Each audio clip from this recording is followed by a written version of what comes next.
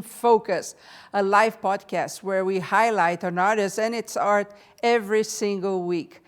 Today we have a very special guest, but before we go into that, a few housekeeping items. First of all, you have a chat, wherever you are watching, Facebook, YouTube, or creativitynfocus.com, you have a chat beside you. Do use it to interact with us. We both would like to see your comments, your opinion about what we are talking, and of course, questions, right? We love questions. So take some time to write to us, and we'll answer live while we are having the podcast. The other thing is, share this podcast. We don't want to be your best kept secret. So if you can take a minute to share, especially at the beginning of this live broadcast, and if you're watching on Facebook, that counts a lot to us, because that's how Facebook decides if they're going to show this video on other people's feed or not. So everything you do right at the beginning, like sharing the video, liking, giving us some hearts, it does help a lot. So thank you for that, and it's only going to take a second.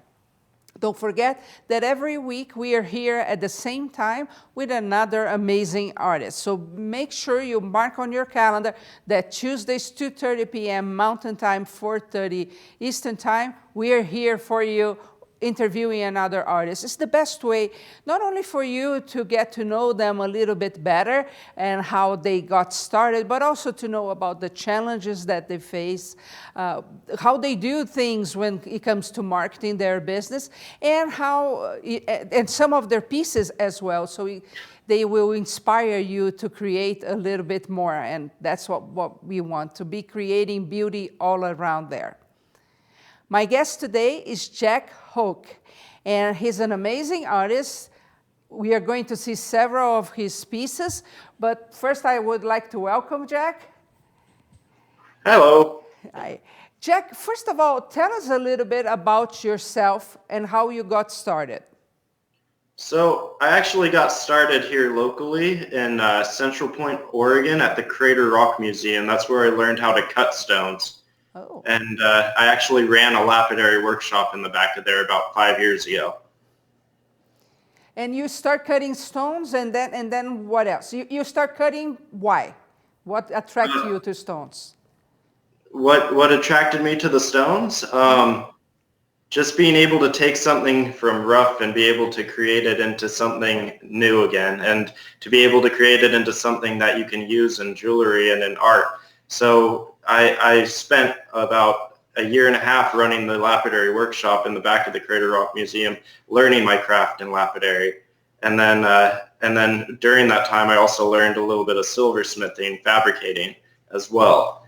So that started about 5 years ago for me, and it's just bloomed into a full-time job ever since. That's very cool. Now, can I call you a purist? Because you told me you like to do everything from scratch, correct? At this point in time in my art, yes, I do like to do it completely from scratch. I like to cut the stones from the rough. I like to pour my own metals, mill it all out, alloy my metals, and then do my own freehand carvings and designs and engravings into the metal and into the stone with my reverse intaglio work as well. So I cut the quartz from hand-picked rough for each project, and I cut it in the way that I want to set it. Okay, I want to show people some of the pieces that you make. So we are going to show the picture, and you are welcome to comment on what was the process and what does that piece conveys, okay? Okay. Let's see the first one. It's a beautiful pendant that you made. Just a second and you're going to see. I can't see it. Which one is it? Sorry. It's the triangle. I think it has type of a bug. It's a bug? Click on the small picture and you'll be able to see it bigger. Uh-oh.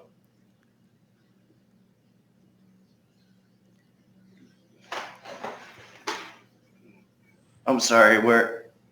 Okay. Click on my picture. See the tiny picture. If you click, it's going to open. See if you can see that. No? I don't see any tiny pictures. I'm sorry. Okay, so I'm going to tell you, I think you remember, it's a triangle, a pendant that you have on a silver chain.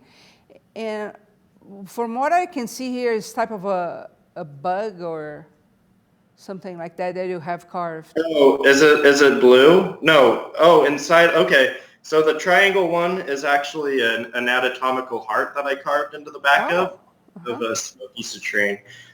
It's kind of hard to see because I kind of faceted the top part of it to divide the heart, almost like it's dividing the heart in the middle, so that when you're looking at it, it creates a different kind of optical effect. Oh, So if you saw a video of it, it would be easier to tell what I was trying to accomplish with that piece. okay. Sorry. This is a dragon. Can you see that? Yes, I'm looking at, well, I can't see it on my screen, but I know what I sent you. The dragon was actually carved into a borosilicate color change glass. So I had my friend mill out color change glass, and then I had my other friend who napped it, and then I carved the dragon into the back of it. So it's more like a spear. And then I've got somebody else creating the handle for it at this point in time. Mm-hmm. So I'm using 3 different artists to create a piece. And how long does it take you to make a piece like that? For sending it out, it just depends on how long it takes each artist for the process. Mm-hmm. So with my part of carving the dragon, it took me right around an hour or so to carve it. Oh, not bad. What about this one? Tell us a little bit about it. Which one are you looking at? I'm looking at a boat on a pendant. The boat that's inside of a ball. This one is a geometric format. It's not a ball, it's a pendant. Sorry. Okay. I'm sorry, I don't see any pictures coming up on my screen, but Okay, now I have the ball with the boat. okay, so that's an optically clear glass. It's a sphere. Mm-hmm. It's just a big glass ball, and I actually have it on my table right now. Yeah, let's show him a little bit so he can show that. So you have this huge ball on your desk. Yeah, so if you look at it, it's kind of creating an effect where it's magnifying. Mm-hmm. Because the camera's a little bit further away, but the closer you get to it, you can actually see it a lot better. Okay. So That's cool. How big is this ball? it's about the size. It's Wow. heavier than a bowling ball, but Uh-huh. I'd say about 10, maybe 7 inches or so. Okay. Now, so what you're telling me is that you can work with crystals and glass as well, right? Yes, as long as it's almost completely clear or optically clear. Okay, So, then it would work. and so what I do with crystals is if they're heavily included like this one, Mm-hmm. I create, so this actually has like almost a natural fracture in it. So what I do with this one is I'm going to put a boat in it to make that fracture look like waves. Oh, And then that's under, cool. I'll carve Atlantis into it Mm-hmm. so that it looks like the boat is over like a sunken city. Okay. So explain to me a little bit about the process of this reverse intaglio. So you're literally carving into the back of something clear to bring an image to the front, like a 3D image. So the deeper you go, the more depth you create in your piece. You can it creates more not just depth, but the deeper you go, the more it brings the image to the front and makes it look more 3D almost. I got it. Okay. We have here Sandra saying amazing details. Thank you, Sandra. And she's also asking, can you show us the back of one of the pieces? Yeah. So here's the back. She wants to see the ball if possible. Oh, the ball. Okay. Yes. Yeah, here. So Let's see. I think, can you see the back? Yes. It's really small compared to what it was magnifying. Wow, that's great. Yeah. Okay, can you turn so she can see the difference? Okay, so I'll That's the turn it back. around, and there's that. Wow, that's Sorry, magical. That's quite yeah, cool. with different shapes of stones and different facets and stuff, it creates different optical effects. So this is a full sphere, so it creates an almost magnifying effect with your reverse intaglio in it. And one disclaimer is if you put this on your windowsill, it's probably going to burn your house down. So if the Wow. sunlight hits the sphere, it'll create. It's like when you were a kid and you were burning ants with a magnifying glass. You're not going to want to put this in a windowsill. Wow. Wow, that's cool. I used to do that when I was a kid. Can you show the back of the piece you were going to show us before? So I'll show the front first. I don't know how easy it is to see, but that's one I did yesterday. And then this is how deep I actually went. I don't know if you can see like through the side how deep I went with the clouds on there, but that's the back of the piece. Wow. So it looks all scratched up from the back, but then you bring it to the front and it's just that 3D image again. You know? That's fantastic. It's really versatile what you can do with reverse intaglio. It's pretty much limitless with creativity. That's so cool. Now you have a piece that you're wearing that I want people to see because it's one of my favorites.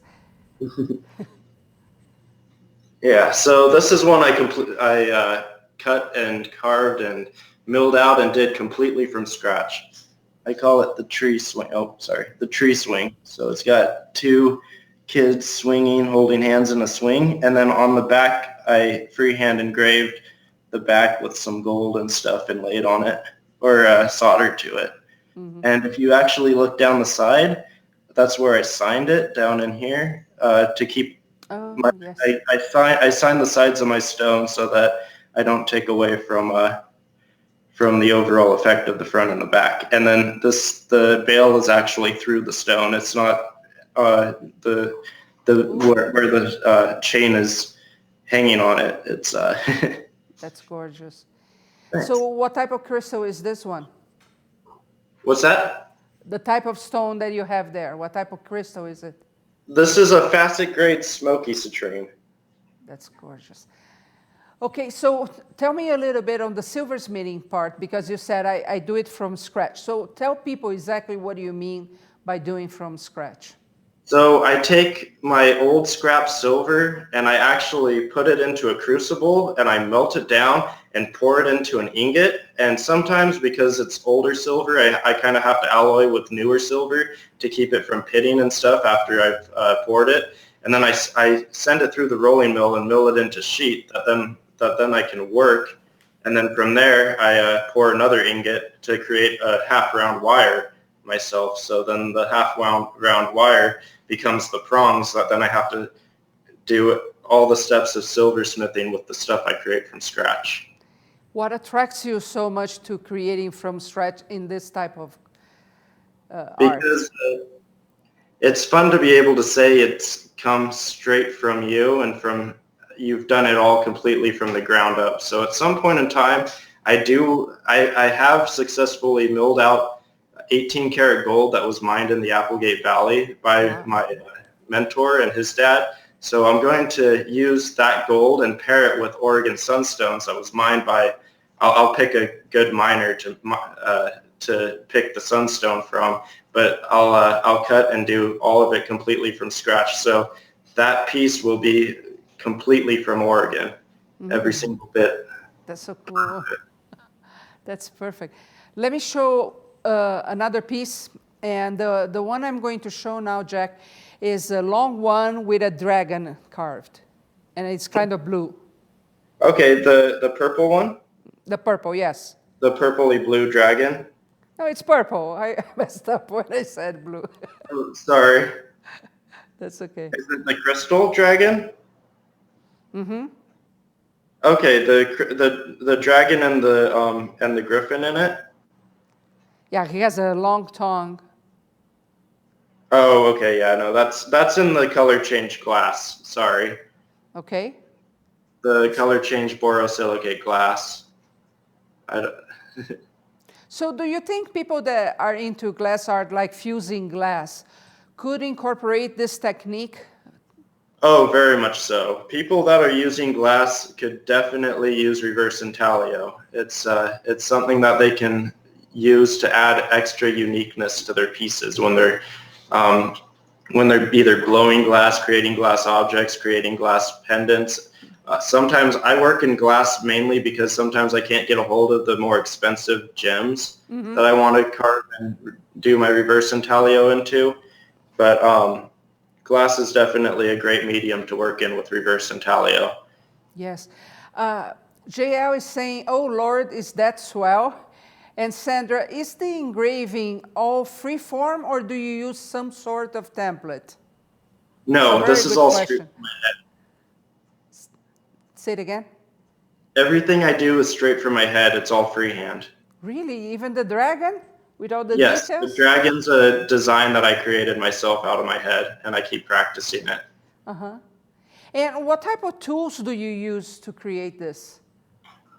I use diamond bits. I don't know if you can see, but I use a bunch of different various diamond bits to create the effects that I do, to create textures, to carve, and I don't. So this is one of the main bits I use for trees. It's kind of dirty because I just used it yesterday. Good. It means But you're it's, using it. Yeah, I use all my tools. But yeah, so this I'll teach more in my class how I use it and how I control it, and what's the easiest way. I highly recommend using a flex shaft, which is a rotary tool, because the motor's not actually at your hands. The flex shaft, the motor's up top, so I would highly recommend using a flex shaft with water because you'll have less of a chance of electrocuting yourself. And if you use a Dremels, I would not recommend using a Dremel with doing reverse intaglio. Because you're working with water and You're working underwater, yes. You're working with water. You can use a drip system. What I do, my method is I use a bowl of water, and I consistently keep my piece wet. You never want to work rocks without some sort of lubricant, oil or water, because you don't want that silicate dust going into your lungs. That'll stay in your lungs and concrete your lungs and create really bad problems for you in the future. Oh, that's not good. Yeah, so you want to take extra care when you're doing these kinds of crafts. That's true, but it's also fascinating. I took a class on lapidary, and I haven't practiced much, but I love it because I like to do rock hounding, and here in Utah, you have some pretty cool stones out there. Not too many crystals, but you have wonderstones and a lot of obsidians. So I like to. You have one of the best gemstones in the world, which is the Oregon sunstone. Oh, really? Yes, in Plus Oregon. So I'm really lucky to be in a mineral-rich area where I can have Oregon sunstone pretty much at my fingertips whenever I need it. I just haven't really started working in it yet. As I work in quartz. We have some sunstones, but they are tiny, tiny, tiny. So I have a container full of them, but really not much to do. And they become very transparent. So. Yes, yeah. I have a question here from JL. Did you ever carve a frog? Did I ever what? I'm sorry. If you have ever carved a frog. Oh, yes, I've carved frogs, yes. If you go on my Instagram page, you can scroll down everything I've done. I've done a few frogs. Actually, I have a frog on a unicycle right here. Look at that. I don't know if you could see it. It's a little hard, but oh, yes, there you go. What's your Instagram? It's forged_elements. Okay, Forge Elements. Just forgot what I have another question here. That's what I was going to do. Kira Pratt is saying, do you use different bits for crystals than you use for metal, or are they the same? Different bits for crystals. You use diamond bits to carve into crystals and always underwater or wet. And And what else? You use certain bits for metal. I use completely different bits for metal work. Okay. Because you also have the class on silversmithing. Can you tell us a little bit about what you're going to be doing there? I'm sorry about what I'm On your doing. silversmithing class, the one that we are going to create the prong, can you tell us a little bit what we are going to be doing? Oh, with the prong settings, create the prong settings. I'll be trying my best to teach you from the ground up how to create a prong setting. Not pouring or doing any of the milling of the metal. I'll have those sheet already made up for your class. So I'll show my technique and how I fabricate a silver prong setting that I don't know if you're still on me, but a prong setting like this. Wow. Instead of a bezel setting. I think the prong settings, I've completely switched to creating prong settings. I don't do any bezel setting anymore. Oh, really? Why? This actually allows light to go through the stone much better. So and it creates a more interesting, unique look, I feel, to a pendant, to have a big piece of quartz or something set into prongs instead of a bezel. That's very cool. That's very cool. Now, tell me a little bit, Jack, about the business side. Though, let me ask you a question first that we have here. Tammy is saying, just coming in late, I had trouble finding the video. You know, Tammy, Facebook has been changing the rules once again. And many times when we try to go live right on Facebook, it's blocking, and I don't have a clue why. So from now on, if you come on Tuesdays to creativityinfocus.com, you're going to find us. That's the most reliable place because we have control here over what goes on. On Facebook, some days we go live, everything's fine, the next day. So they're changing a lot of what they're doing, so we have to wait to see. Sandra is saying, what is the largest and smallest piece that you have ever made? So this is probably my largest piece at the moment, this reverse intaglio. I did do one in Tucson where it was a big quartz crystal about this big, and that went into a private gallery.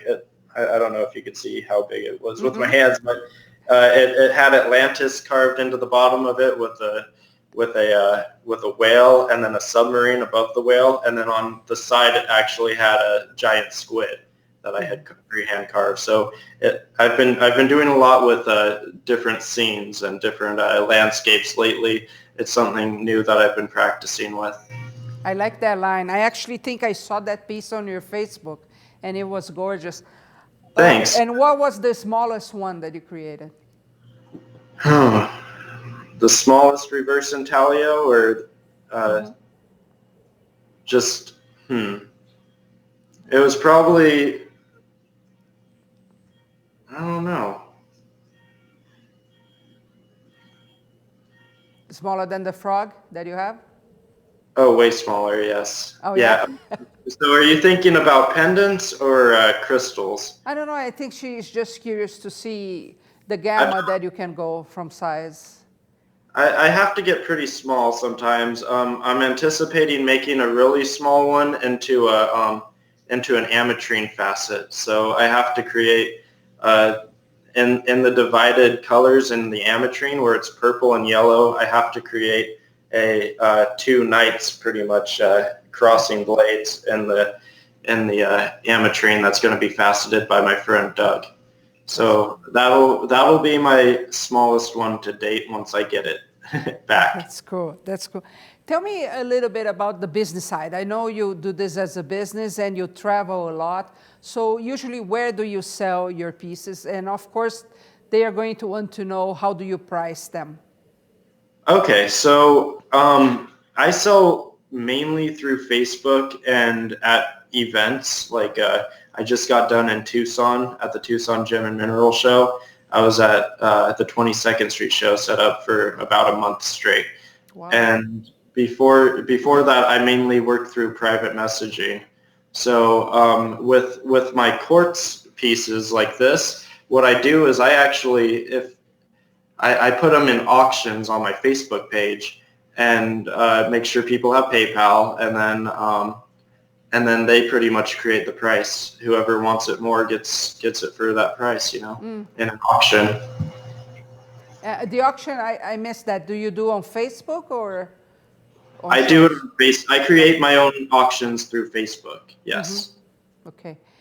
Somebody is asking if the rings that you are wearing are carved as well. Yes, I made these rings, but they're not carved. They're just older pieces that I used to do. I used to do a lot of feather work in my pieces. I don't know if... Okay. So what's in your near future? What are your plans for this year? Oh, I haven't made a pendant this year yet because I've been out of town and I just got back. So hopefully a lot more pendants, and I'm going to keep trying my best to progress into more gold and into more higher end stones. And at some point I do want to create a line of crystal intaglios for galleries. So I'll create wholesale lots of crystals and try to get them into different galleries around the country. You already have some of your working galleries, right? You mentioned the big one. I don't know if they're displayed yet, but I've got my work. I've got my work in the Crater Rock Museum in Central Point, Oregon. You can see some of it on display in the actual museum. I've got. I mainly keep a hold of most of my work. My friend Eric just bought a whole bunch of my work to resell. Eric Rennell. And I'm kind of all over the place when it comes to sales. It's kind of hard to get some of my pieces unless you contact me directly. Okay.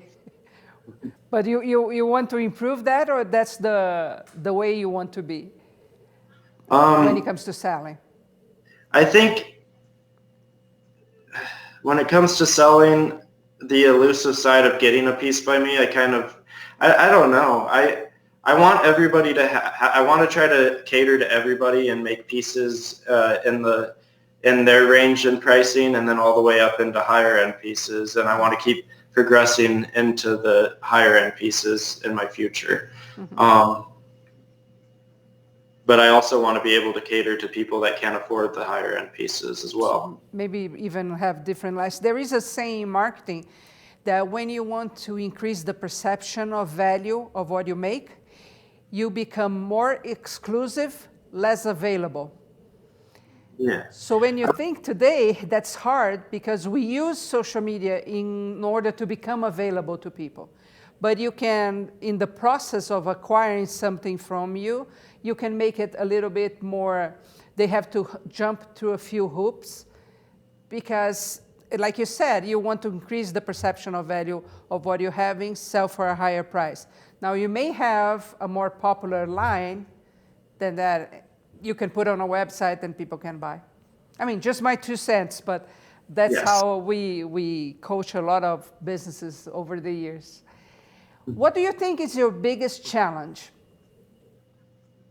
My biggest challenge?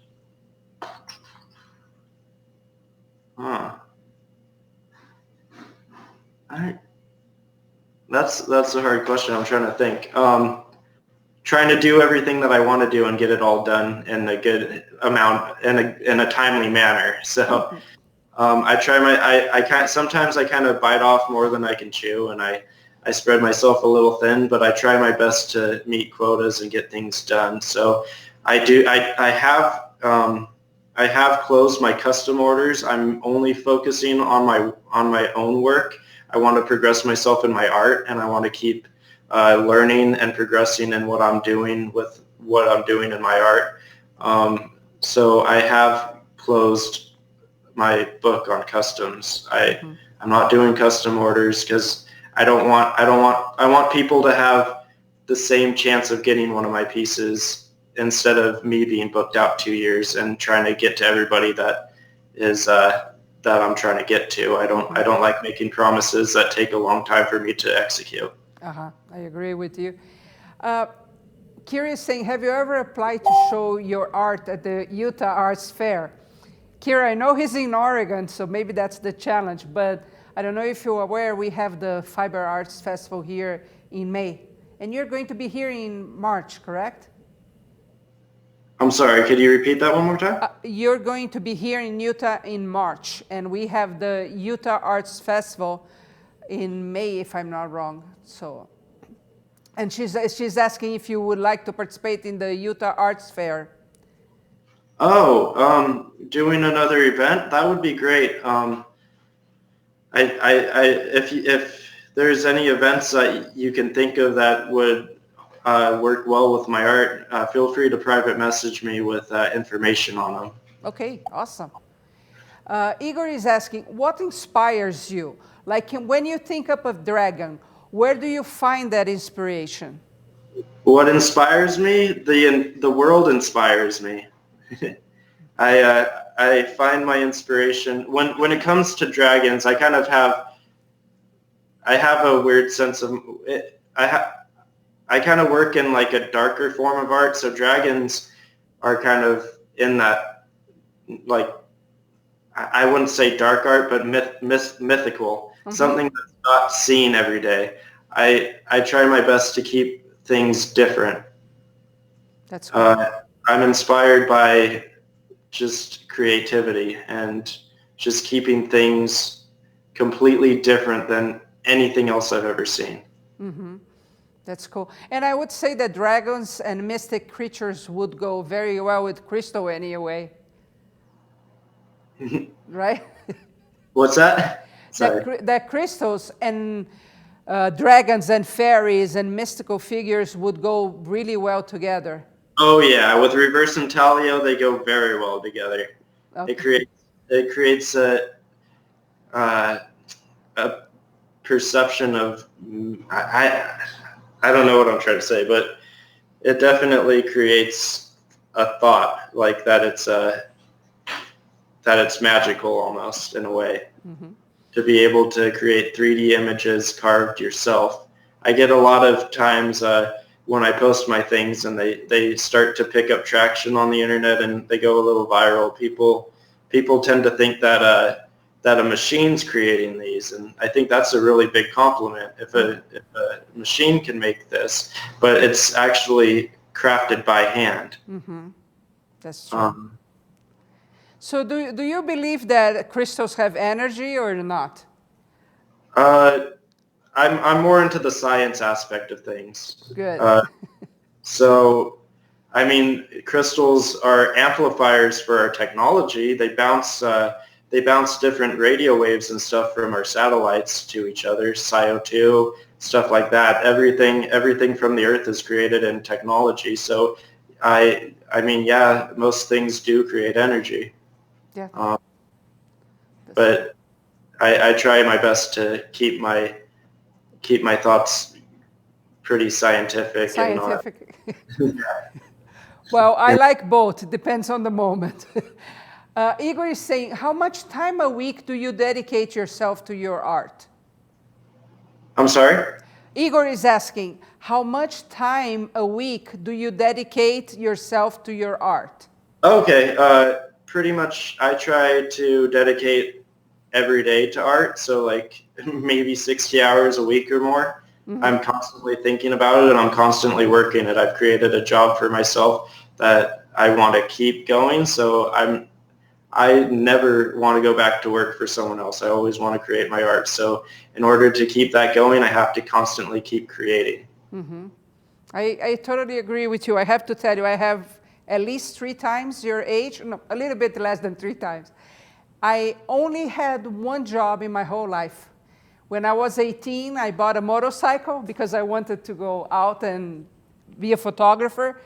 So I got a McDonald's. I worked at McDonald's. That lasted 4 months, and that was the last time I worked for somebody else. So it takes a lot of work being your own boss and a lot of discipline, but yes, for me it's worth. You have to wear all the hats when you're your own boss, for sure.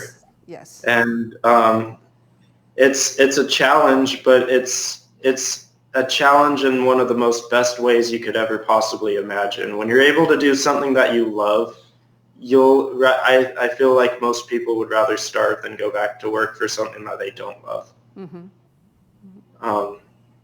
At least that's how it feels for me, because I want to keep doing this the rest of my life. Yeah, and I think you're doing it right, especially, statistically, you like science. Statistically, your generation will not find enough jobs. There will be not enough jobs for the millennial generation and the Z generation. So everybody that has that will to face the ups and downs of having their own business, they have a better chance today. And that's something, we will face, especially the younger generation. So I think that anybody that is willing to improve their skills and create something is in a better position today for tomorrow. Oh yes, for sure. There's not as many craftsmen out there as there was about 40 years ago, in my opinion. Yes, there isn't. But that's... To be able to work with your hands is such a great skill. You can take it anywhere in the world with you. Yeah, being resourceful is a huge thing. Now, you're very young, and of course, you're creating your own business, you're learning, you're doing a lot of things. What keeps your creativity in focus? What keeps me focused? Your creativity in focus. What keeps my creativity in focus? Just staying inspired. I make sure that I follow so many other artists, that there are so many people in this world that are so creative and so much better. There's never going to be a point in time where you're above anybody in art. There's literally more inspiration in this world than you could ever imagine, especially with the internet at your fingertips. Yes. Yes, I love that. It's very good.